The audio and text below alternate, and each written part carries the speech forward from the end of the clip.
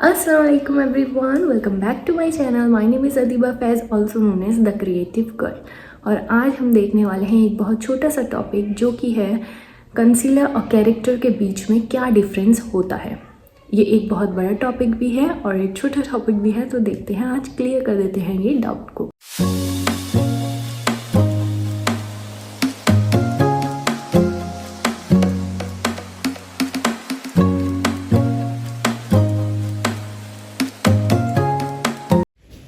तो आज का हमारा टॉपिक है कंसीलर वर्सेस कैरेक्टर।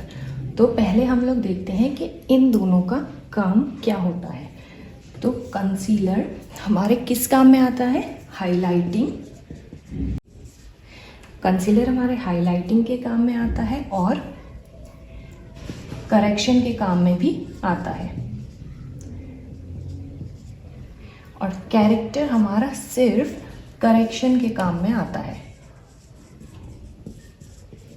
ओके,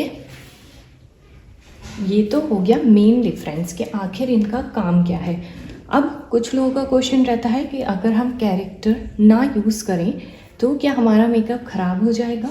तो यस, अगर आपके फेस पे कोई भी पिगमेंटेशन या फिर मार्क्स हैं जहाँ पे ज़रूरत है करेक्शन करने की, अगर आप वहाँ पे करेक्शन नहीं करेंगे तो आपका मेकअप थोड़ी देर बाद ग्रे हो सकता है। ठीक है, इसलिए correction is very very important.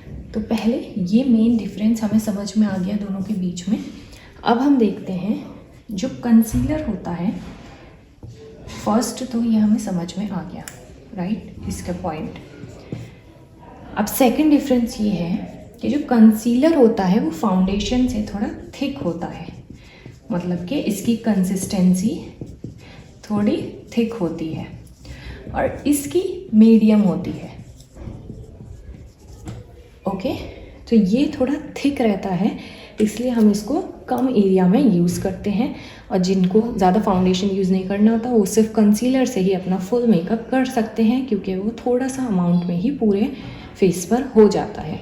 Okay, और ये मीडियम कंसिस्टेंसी का रहता है। थर्ड डिफरेंस इसमें ये है कि जो इसमें कलर्स नहीं होते हैं, इसमें कलर्स नहीं होते हैं, इसमें सिर्फ और सिर्फ शेड्स होते हैं। बट आपने देखा होगा अगर मेरी करेक्शन वाली वीडियो, तो इसमें कलर्स होते हैं डिफरेंट, बहुत टाइप्स के कलर्स होते हैं।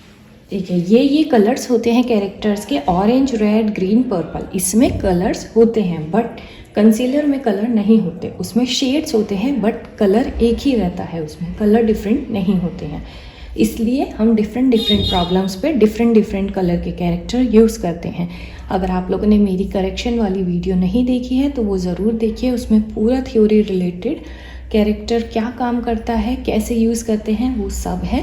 प्रैक्टिकल वीडियोस भी बहुत जल्द स्टार्ट होने वाली हैं, तो बस आप थोड़ा सा सब्र और कर लीजिए।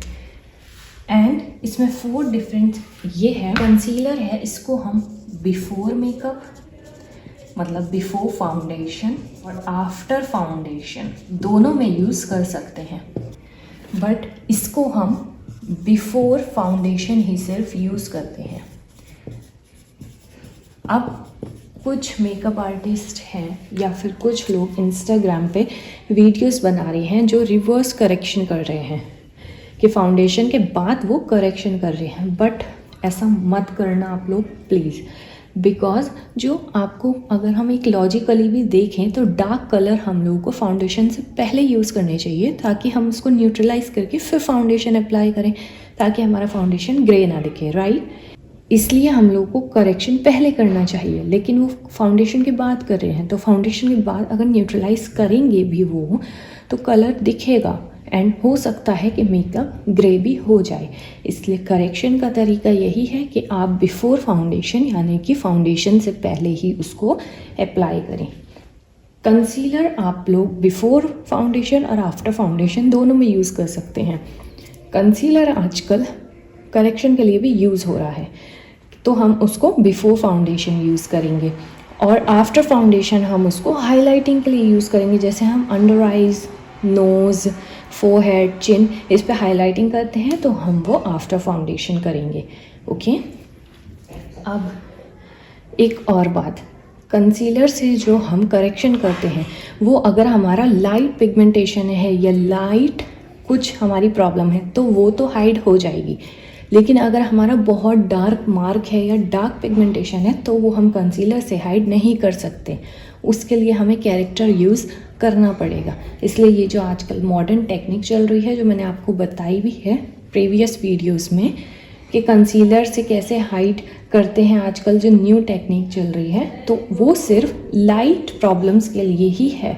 डार्क अगर प्रॉब्लम है तो उसके लिए हमें कैरेक्टर यूज़ करना ही पड़ेगा, ठीक है।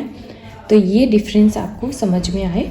ये जो होता है ये हमारा क्रीम में भी होता है और लिक्विड में भी होता है, एंड ये भी हमारा क्रीम भी होता है और लिक्विड भी होता है, ठीक है।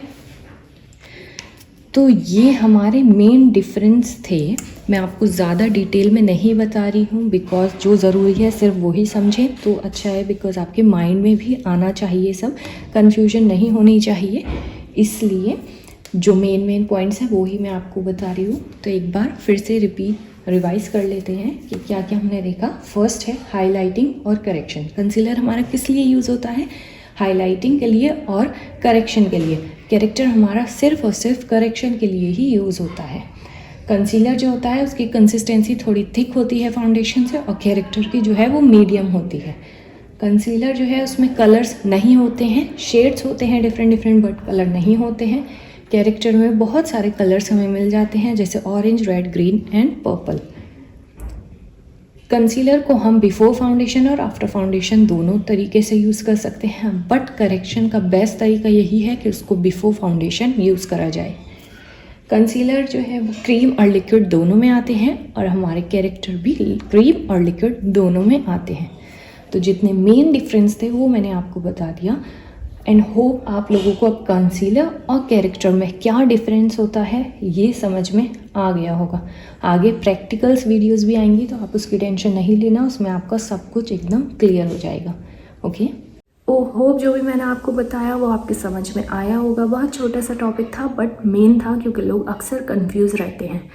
तो आज के बाद आपको कोई डाउट नहीं रहेगा होपफुली। एंड कमेंट सेक्शन में मुझे ज़रूर बताना आपको वीडियो कैसी लगी। बाय, अल्लाह हाफिज़।